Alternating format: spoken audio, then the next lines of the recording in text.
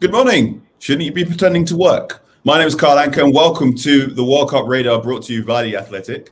I'm Caoimhe O'Neill and this is day 2 of the Radar, day 3 of the World Cup. And I mean, what a day we've got ahead and what a day we've just had. We've seen a lot of goals. We've seen a lot of stoppage time. And we're also looking at Adam Leventhal live from Qatar right now. Hi, Adam. How you doing? Yeah, very well. Good morning, guys. Yeah, it's another surprise. One day you will cross to me and it'll be dreary. But I have to say, it is a warm, hot day. I hope you're all well in London. And obviously, it was a great day yesterday for England. That demolition of Iran 6-2. I was at the Netherlands-Senegal game, which was another game, to be brutally honest, that there wasn't many fans at. That has been an issue. We'll discuss that a little bit later on. And then obviously we saw that game between the USA and Wales. And as you mentioned there, Carl, it went late and it went well for Gareth Bale. Tell me, what's the mood like back in England, considering England have started with a confidence-boosting victory, however bad Iran might have been? I think there's a lot of questions now as to whether England look good after a disappointing Nations League. It's fun seeing the fullbacks get forward, and I think everyone loves Jude Bellingham. Yeah, and Bukayo Saka as well. Thought he was excellent yesterday, but yeah, Jude Bellingham is the one every club, it seems, is now after. A lot of Liverpool fans, messaging me yesterday like, come on, this needs to happen. But I still can't believe how young he is. He's 19 and he's out there looking like a 30-year-old. It's incredible. What a performance. And that'll continue throughout this World Cup, you feel? Very much so. He definitely looks to be the future of England's central midfield. But today's the first day of 4 World Cup fixtures. It's going to be a hectic one. It's going to be a long one. Adam, where are you going to be based for some of these games? Well, I'm going to be at that stadium that you can see behind me, Stadium 974. I'm going to be heading to the Mexico against Poland game. Obviously, and we will touch on it a little bit later on in the show, before that, we have the start of Argentina and Lionel Messi at this tournament.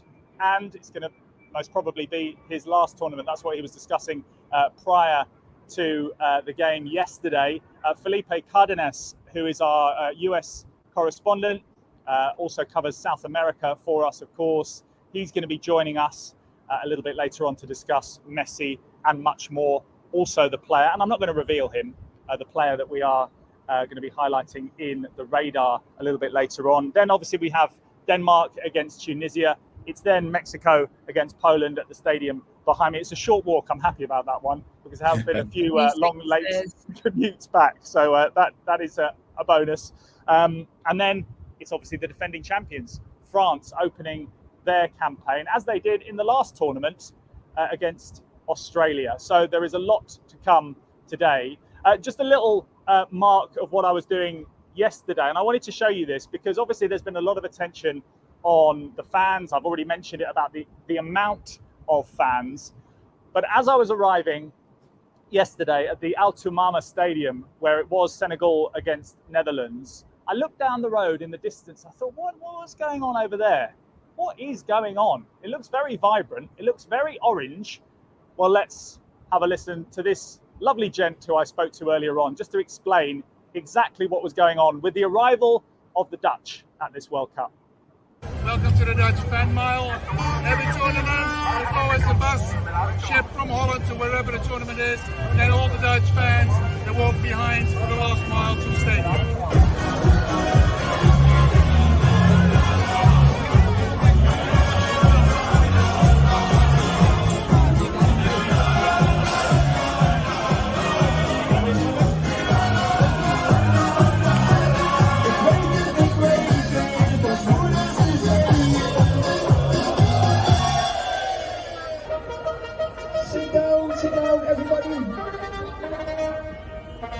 daar komt hij aan. Ik voel het aankomen, ik voel het aankomen, ik voel het aankomen.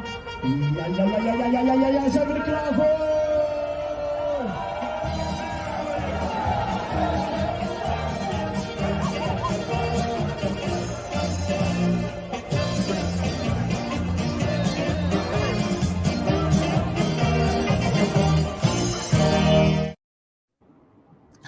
So there you go. That was the Dutch arriving in full colour, in full orange at this World Cup. And obviously that was pre-game. They got even more excited because they left it late, as we have seen, as we have mentioned in many of these games. They got the job done against Senegal, and I was keeping a close eye on Ismail Assar, obviously with my Watford leanings, in the absence of Sadio Mane. They did okay, but they just didn't have that cutting edge. Now, guys, we'll leave you for a moment in London because I have been joined by David Ornstein, who is here. Hi, David. Hello, How are you? Good morning. I'm very well. Feeling refreshed, excited after that England victory. Yeah. And we've got some good games today. This is the first day of 4 games per day. So there's going to be football wherever we look. And so far so good. Let's reflect on that game between England and Iran yesterday.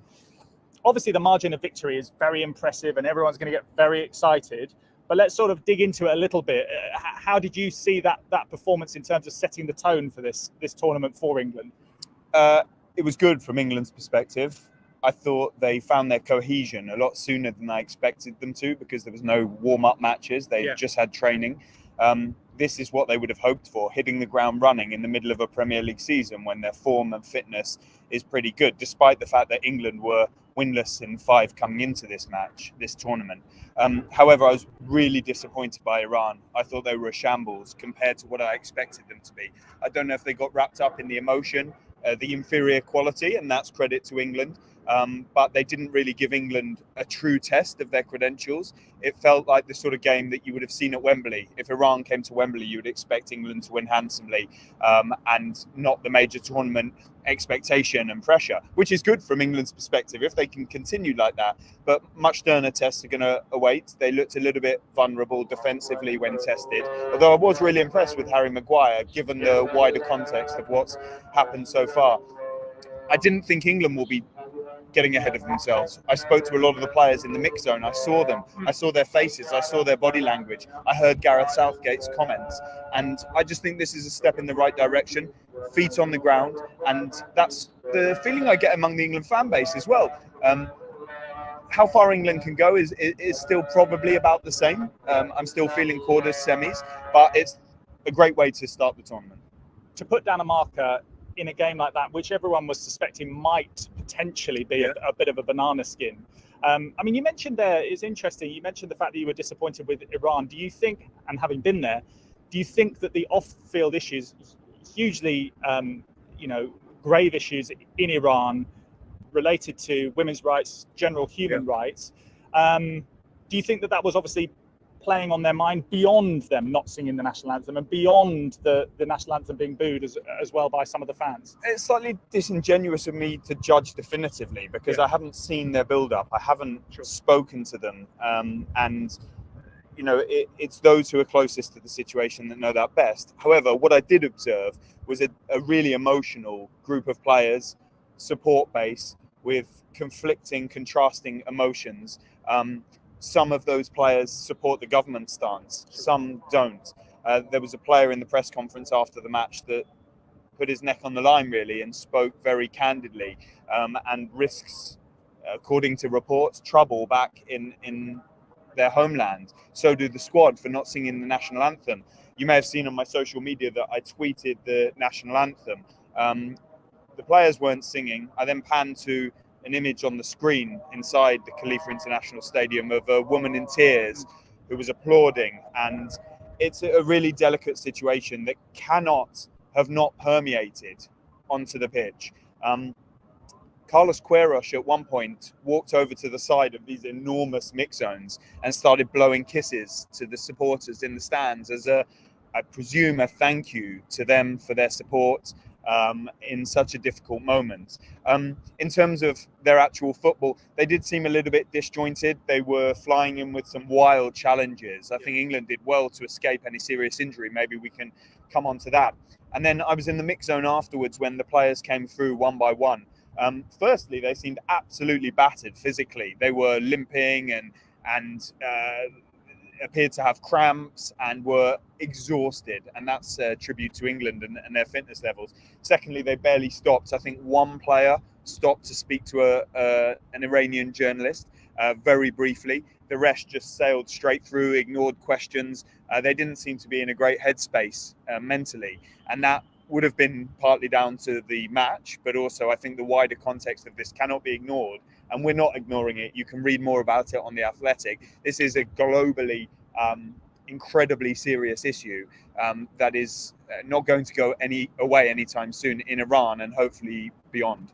Yeah, and just to point you in the direction of the Athletic Football podcast, we actually discussed that this morning. It should be out for you right now with Oliver Kay, Jack Pitt-Brooke, who were also at the game as well, Abby Patterson as well, who actually spoke to one of the Iranian fans, female fans, and she was able to describe her feelings of being there and the turmoil the country is in at the moment. You mentioned there, prior to speaking about Iran, about the injuries to England, just sort of the, is there any concern over anyone aside from Harry Maguire? There were some robust challenges in that match, to say the least, and put it politely. So Harry Kane in the 48th minute got a really nasty challenge on his ankle, his right ankle. He's had problems with both of his ankles in recent years, although this season for Tottenham, he seems to have had an unblemished fitness record. As he came through the mix zone, I don't think anybody had picked up on it, but I managed to get a couple of quick pictures of some very light strapping around his right ankle. The type that you would say is more supportive than and precautionary than anything to be too alarmed about, but he was limping somewhat. Maybe you would always, after a match of that intensity, from his perspective and some of those incidents, I don't think there's a major concern there. And I would expect Harry Kane to start the next match against the USA on Friday. Harry Maguire came off with illness, not a concussion protocol. He hadn't been feeling well. One of our colleagues, Dom Fifield, watched the match back and saw him looking a bit worse for wear, a bit groggy around the 60-minute mark. He had to come off. Harry Kane stayed on, by the way, until the 75th minute. So if it was really serious, I think he would have come off earlier. As Harry Maguire came through the mix zone, I said to him, "Harry, are you okay?" And he said, "I should be." And I wouldn't be too concerned. I spoke to a few contacts after the game who confirmed he just wasn't feeling the best. Beyond that, Kieran Trippier went down with what looked like a stamp to the foot. And with England players and the modern boot, you always worry about the fabled metatarsal. But he continued and played on through. I think Gareth Southgate used his substitutions better in this match than some feel he did in the European Championships, when Harry Kane, some may say, was flogged, but he came up. He came off early, and overall, I didn't see anything more to be concerned about. I'm probably going to go down to the England training centre today at 3:00 local time, midday in the UK. They have 15 minutes of open training, and that will give me an opportunity to see who's on the field, whether it's recovery sessions or full sessions, and what condition they're in. Will we see James Maddison train with the group for the first time in this tournament? And other than that, I don't believe there are any injury concerns. One other issue I did want to talk to you about, because it dominated the preamble to the game, that almost the immediate build-up was the issue with the OneLove armbands, which ultimately England and other European nations decided not to wear, basically on the instruction of FIFA. Do you think that issue now, simply because it's been highlighted that they would get a yellow card if they wore one, has been put to bed completely? I mean, Gareth Southgate seemed to sort of kick it into the long grass after the game, didn't he? Yeah, I've been working on this story, and there are so many feelings, emotions and perspectives running through your head. First of all, England and the other 6 nations who signed up for this were technically breaking the rules, because FIFA are quite clear on what clothing can be worn on the field of play. And for anybody asking, that does include the coaching staff at the side of the pitch. So Gareth Southgate couldn't have done it as a stand. They did communicate their intentions to FIFA. They didn't get much dialogue back. At one point, the FA were telling me there was cause for encouragement. But to be honest, FIFA didn't really need to say anything, because the rules are the rules. And it would have been nice if they had communicated more and given some clarity before recent days. But from their perspective, you need to comply with those regulations. It's the same at other major sporting tournaments and events like Wimbledon, for example. In the tennis, if you wear different coloured items of clothing, you're prone to getting a fine or some sort of sanction.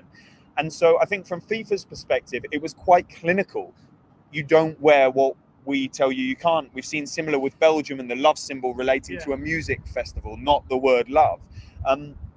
And so when it came to it, it was a toss-up. Do England defy the rules and stand by their principles? But this isn't a rainbow armband. It is just a OneLove armband. Make of that what you will, versus the no discrimination armband that they ended up wearing. I feel, from speaking to people around this situation, that it went away from the main purpose, the conversation, and more towards this piece of cloth on an arm. And it just became a debate between power brokers within football. And that gets away from the main point, which is the diversity and the equality that many of us, and Adam Crafton was brilliant about on this in a written form on The Athletic and on the Athletic Football Podcast, that we can't stop talking about it. That's the main point in this. And so I'm not so bothered about the specific armband. They still wore an armband. It wasn't the armband that they wanted to wear. If they really wanted to make a stand, Harry Kane and co, they should have just worn it and taken a yellow card. You can get a yellow card for taking your shirt off in celebration, and you would hopefully then behave thereafter and not pick up another one. I don't really think the armband is going to be a conversation itself for the rest of the tournament, but I think the LGBTQ issue and many more besides need to continue to be talked about, because when you see Wales having rainbow flag hats or rainbow coloured hats confiscated, and when you see an American journalist with a rainbow flag on his t-shirt having to remove that, I think, or being refused entry for a period to the stadium, it says to you that everyone is not welcome here, and FIFA have said everybody is welcome. And that is going to be a debate that will rage on until FIFA or the Supreme Committee or Qatar themselves actually say it explicitly. Yeah, just be honest. That's basically what people want. You can say one thing and do the other. There's lots and lots of mixed messaging. From your point of view today, let's kick you on. I mean, you've obviously mentioned that you are going to England training. What other stories are you are on your radar at the my I'm going to go from here to... You obviously don't have to divulge everything because you're researching. We're revealing our scoops. No. There's lots of irons in different fires. There's nothing major right now that can change at any moment that hasn't already been in the public domain. There are a couple of issues that we're looking into and exploring that do, I'll be honest, revolve around the FIFA situation more than football stories right now. I'm going to see some contacts after this. I'm going to go to the France against Australia game later. It's a chance for me, like last night, to get into the mix zone, see some players from both sides. There are a number of French players who speak good English. My French isn't amazing, who are involved in the Premier League, who you can talk to about the issues around this tournament, about transfers, or just generally build your relations. Similar with Australia, they've got the legend that is Aaron Moy still going strong. And I think that's going to be a good opportunity for France to silence a few critics who have suggested that they're not in great shape as holders coming into the tournament. They've suffered from some injuries as well. I might pop to the England camp, see how that's going on.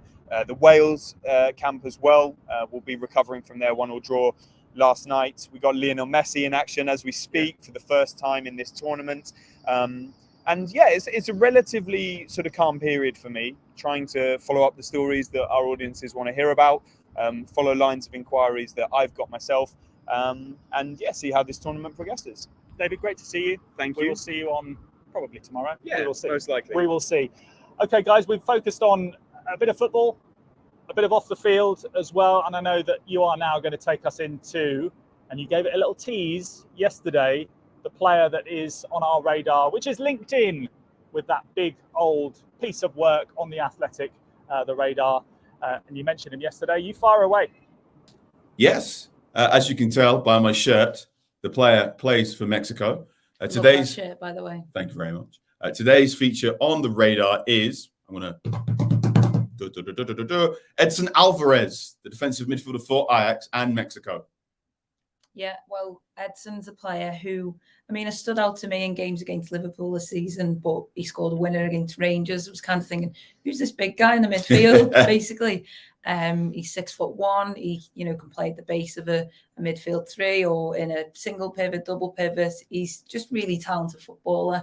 One that, is being touted as a future captain, maybe at the next World Cup for Mexico. Definitely after probably this tournament. He's someone who's in that sort of perfect age range of 25, like showing that he's coming into his peak, but he feels at his peak right now at the same time. I think he's, developed more in the past couple of seasons than, developed in the way that he would have wanted. And now he's, going to be shining on the world stage, as he did at the last World Cup, actually, because he played 4 games, probably under the radar. Now he's on your radar. So he, was a lot younger then. I think Mexico picked up a famous victory against Germany in the last World Cup. I think I might be just a little bit. Just a little bit. That one. So yeah, he's super talented player. One you're a fan of as well. Yep, he's a key component of what used to be Erik ten Hag's Ajax machine, and now a slightly less well-functioning Ajax machine this season. Defensive midfield. So when Ajax tend to play in, the Cruyffian vision, where the wide players get really, really wide when they attack and send 3 or 4 players forward, and the fullback get forward, is often Alvarez, who is the sort of padlock in front of that back 4. Think of him as someone who is more of a firefighter than a fire spotter as a defensive midfielder, who often make loads of tackles, do the interceptions, and then make the safe pass so Ajax can get from A to B as quickly as possible. You need a safe passer in a team. And he's been likened to Rodri of Manchester City. And you can kind of, when you watch him today play for Mexico, you can kind of see those, comparisons are pretty spot on because of what he does. He is that safety there, dropping into between the centre-backs and, giving teams, Mexico and Ajax, the chance to go forward with that little bit of security there. He's not a player who's going to be, whipping passes through the field or, these expansive balls all the time. But he's definitely someone who's going to, play those sideways passes, play them simple. And as you mentioned, safe. And I think every team needs that player. And Mexico certainly have one in Edson Alvarez. They're definitely going to need it. Mexico obviously have the curse of the round of 16, where they get out of the group stages and they get knocked out of the round of 16. If such a thing happens at this tournament, I think this will be their 8th time doing it. Mexico have also qualified the most times for a World Cup out of all the nations that haven't won a World Cup. This is their 16th World Cup here. If you want to know more about Edson Alvarez, I'm going to press a button and producer Jones is going to give me a lovely little pizza chart. There it is. Welcome if you're just joining us. This is the radar from The Athletic, where we are talking about the radar. Think of it as the cheat sheet, the black box that can show you over 100 players who we think can have a really nice tournament. This pizza chart breaks down Edson Alvarez. Pizza charts are brought to you by Smart Scout. They give you a ranking of 1 to 99 based on certain actions you do in the field. The bigger the number, the better you are at the action, or the more you do that action at a certain time. So this is Edson Alvarez compared to other defensive midfielders based on his time at Ajax this season. And what you can see here is all those shapes in red. Mr. Alvarez is a very busy defensive boy. Loads of interceptions, loads of tackles, loads of hassling and harrying. If you're the man in possession, Alvarez is going to try and get that ball off you. Yeah, definitely. And you said yesterday, Carl, and I think it's a great way of thinking of it. I mean, when I think of pizza charts, I do think of pizza first, but you want that pizza to be looking full as possible. And I mean, that's one of the best ones I've seen in a while in terms of what you want from a holding midfielder, defensive midfielder. And, you look at those red there, that's exactly where you need to be. If we look at his ball retention is rated 80 out of 99. That's absolutely incredible. I think that's a player that, definitely a player that Chelsea wanted and tried to get in the summer. I think a player that people are looking at and will look at, in January, maybe in the summer to come when he'll go. I think he's got 2 years left on his contract from next summer. His link-up play as well is 89 out of 99 rated. Yeah, so that's a lot of short passes, a lot of passes with your other central midfielders. So typically when he plays in Schuder's 4-2-3-1 or the 4-3-3, he's playing next to people like Mohamed Kudus or playing next to Kenneth Taylor, sometimes Steven Berghaus as well. And he is often the person that begins the platform. If you want to be disparaging, you can call him a water carrier, but we're not going to be disparaging and say he's a very good short passer. Something we also want to pick up is that nice little blue shape there. I'm going to call that at 2 o'clock for receptions in opposition penalty area, where in the times that Ajax do attack with all the bodies forward, Alvarez gets on the ball quite often. Producer Jones in the sky, can you hit me with another slide, please? Boom! Here we go. This is the area of the field that Alvarez patrols when Ajax go forward. As you can see, really nice in front of that back 4. He's the number 4. A defensive midfielder wearing the number 4 is one for the classics. Definitely is. And yeah, you can just see that his touches do come all over the pitch. He doesn't really get into the opposition half, which I think is okay. You just sit back, stay there, look after everything. We'll go and attack. Bear in mind, this is a chart taken from his activity in the Champions League from the start of last season. So working on the Erik ten Hag in that run they got where they were unfortunately knocked out by Benfica. So you can see how his game changes compared to the Eredivisie to the Champions League. In the Champions League, he's very much a sitter and a stopper compared to in the Dutch League where he gets a bit more forward. He was one player amongst a number of players that looked like they were going to leave Ajax after Ten Hag departed. We know Antony departed. We know Mazraoui went over to Bayern Munich. We know Ryan Gravenberch also went over to Bayern Munich. Alvarez looked as if he might have gone to Chelsea. He looked as if he didn't turn up to training once or twice to try and get that move over the line.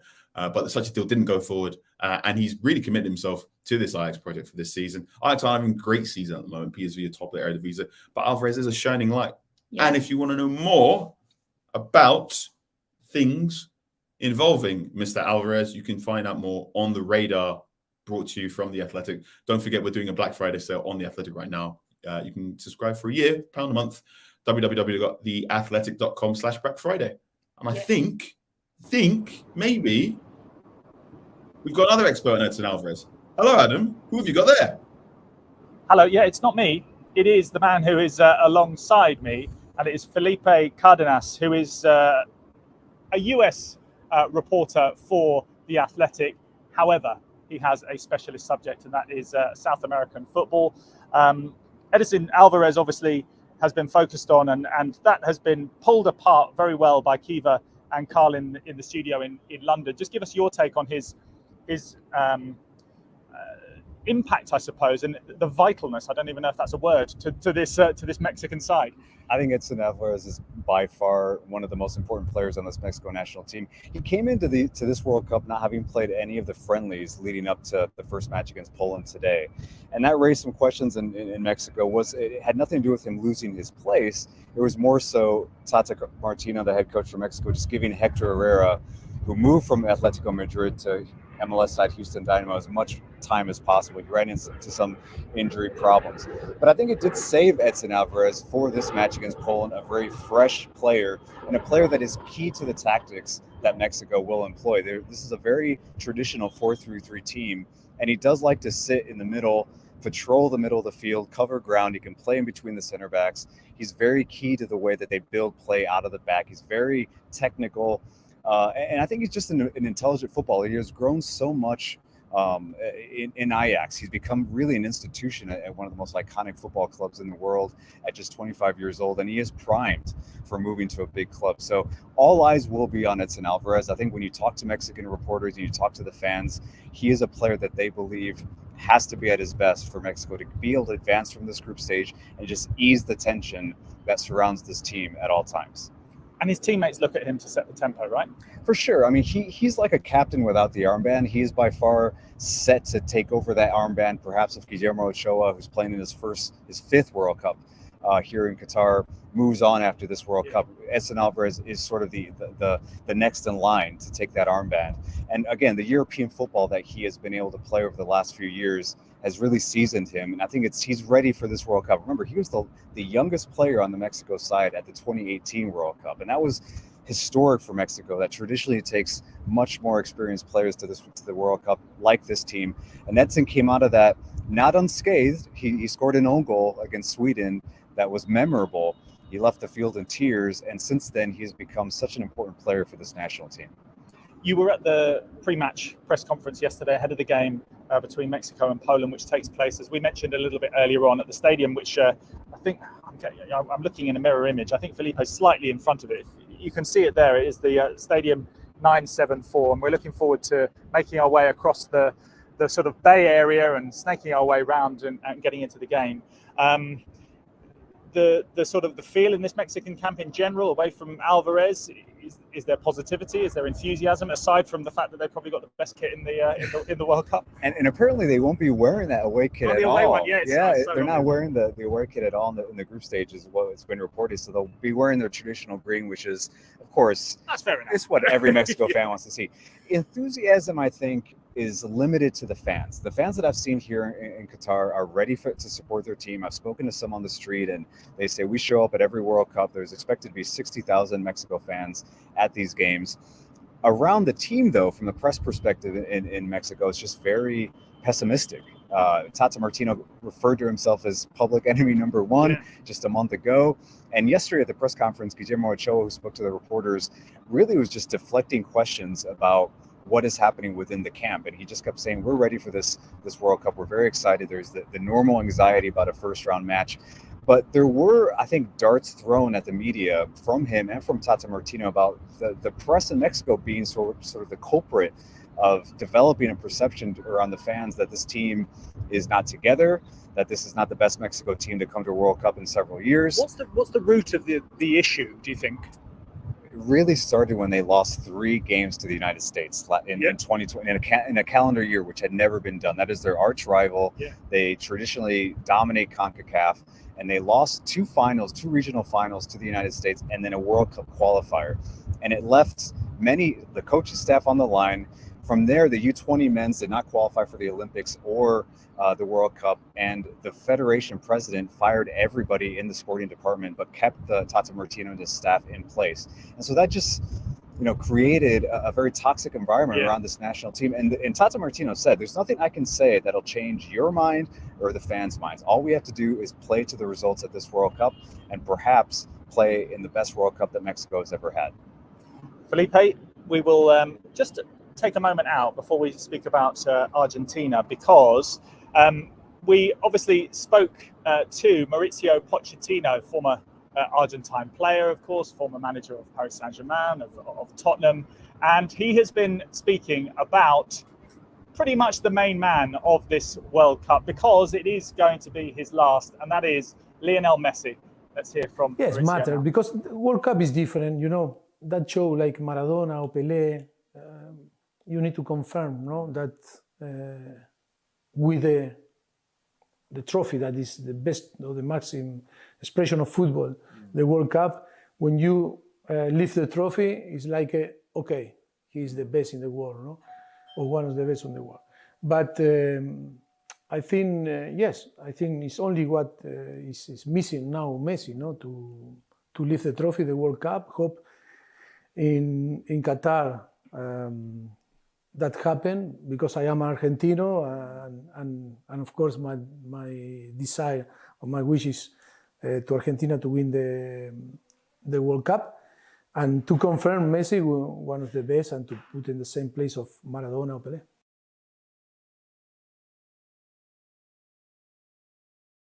Yeah, that was Mauricio Pochettino talking to Jack Pitt-Brooke, who did a great article with Mauricio, and he is also one of our columnists for this World Cup on The Athletic, amongst many other big names from the men's and the women's game. So obviously, Mauricio Pochettino is basically saying what everyone, I think, feels, that it would just be great if he could lift the World Cup. I mean, just to sort of realize his full stardom. So that star is as high as it could be, like with Maradona, like with Pelé. You've written about it extensively. Why do you think this is the right time? I mean, it's against the clock, isn't it? It is. And yesterday in his press conference, Lionel Messi, which, by the way, early in the morning, it was confirmed that he would be speaking as captain of Argentina.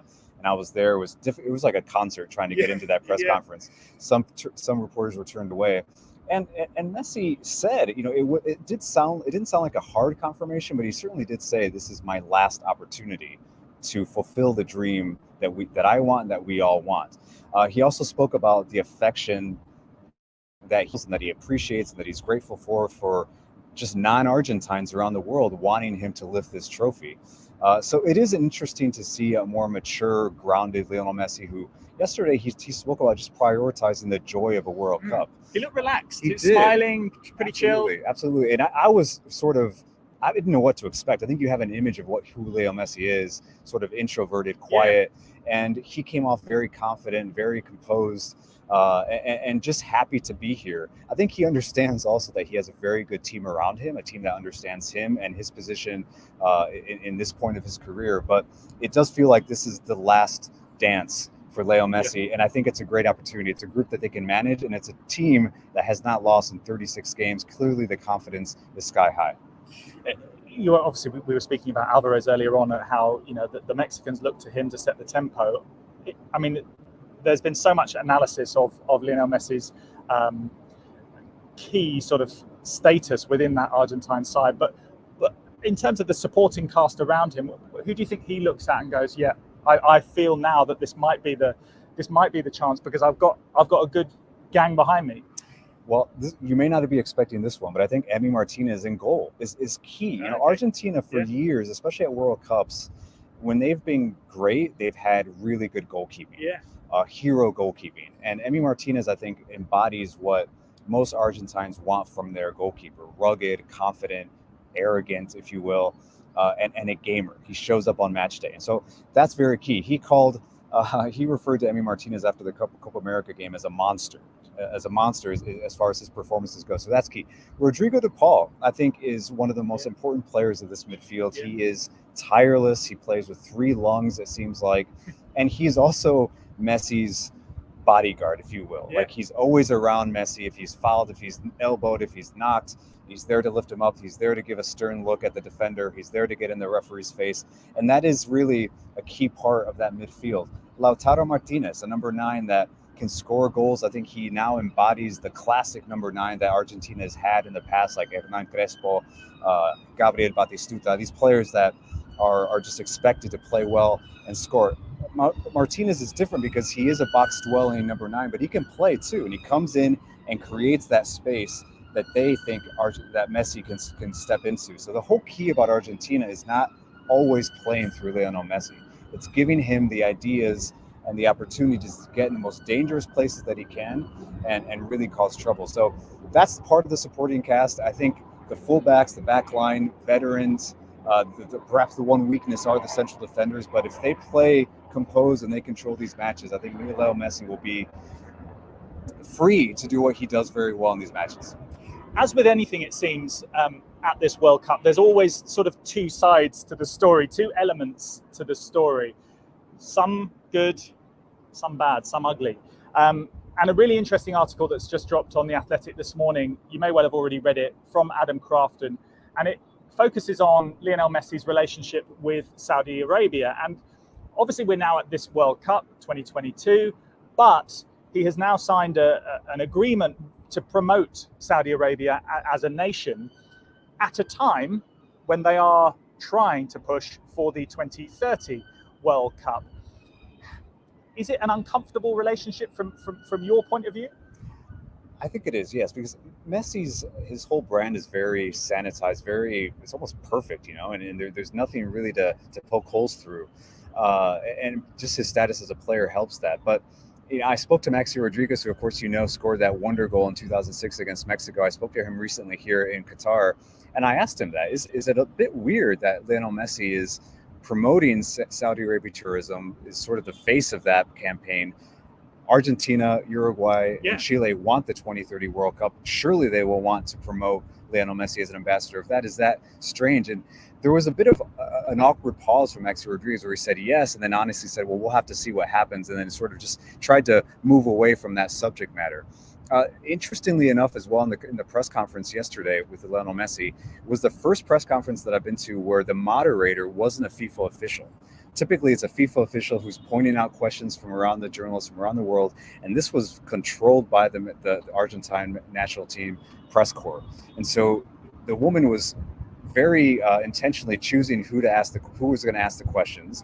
Mainly came from Argentine press who just wanted to hear Leo Messi, sort of preach about the team and about his happiness and about his composed nature right now. So that was very interesting. And again, controlled environment for Leo Messi here at a World Cup that is highly controversial. And of course, Adam's story really paints that picture of the position that Leo Messi's camp puts him in at this time. So today, Saudi Arabia, Argentina, the script is set to see what happens in that match and how that narrative sort of evolves. Just a quick point on a point that you just made there, in terms of obviously it being a rival to one of the nations, which is Argentina.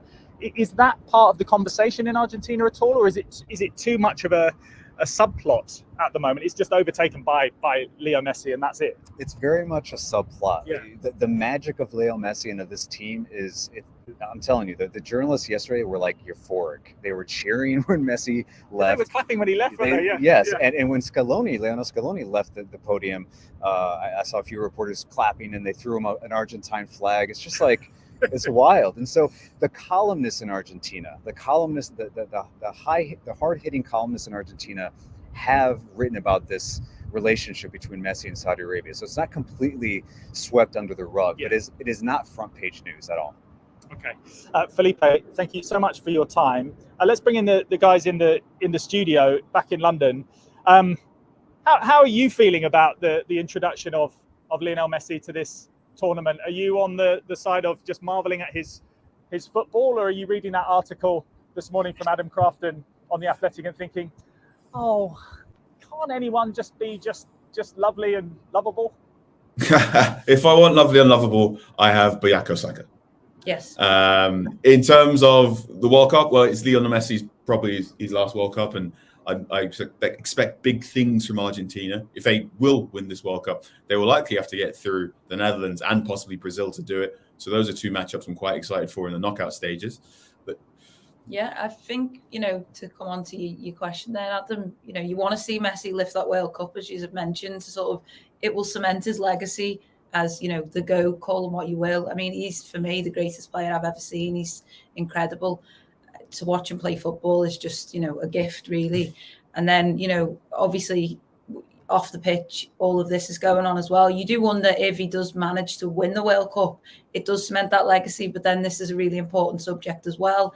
People feel uncomfortable about it with the human rights issues and everything else. I think Adam's piece is really great. Definitely give it a read. It goes right through all of this. And yeah, I think, will it be tainted? How will people in Argentina feel about it? Because in 2030, if the World Cup isn't in Argentina, then, I don't know. It's serious questions will be raised, I feel. I think, yeah, definitely. So, we all want to see Messi, the player, but then it's important that we talk about this as well. Wholeheartedly agree, guys. What are you looking forward to today in particular?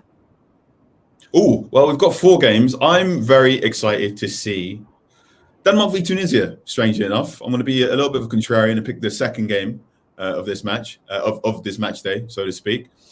Denmark's been picked by many to be the dark horse of the tournament. I've got them in the work sweepstakes. I'm also wanting to see more of Tunisia. They've got Hannibal Mejbri from Manchester United's academy in there.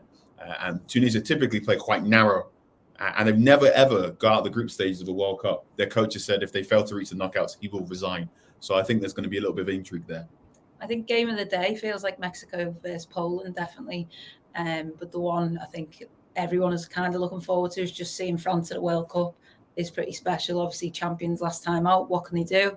Little rumours circling that Ibrahim Konate might be starting. You're excited for that? That'll be very good for me. I would enjoy that very much. So yeah, we've never done this before, have we? 4 games in a day. We're all going to need a lot of coffee to get through this one. Yeah, absolutely. We're very much looking forward to it. I'm glad you picked the game of the day because that is where Felipe and I are going to be heading to the stadium behind us pretty shortly. But we don't need to go too early because it's not that far away, which is great news. Felipe, thank you very much for being on the show. We'll obviously be touching base with Felipe later on in the tournament. David Ornstein will be back and a whole host of our reporters covering England, covering Wales, covering the United States, covering every team at this World Cup. And we will leave you with not the scenes from here in Doha because it's not necessarily the place to be doing this sort of thing. Let's leave you with some scenes from London and the Box Park, and we will see you tomorrow. Thanks, Kiva. Thanks, Carl. See you tomorrow.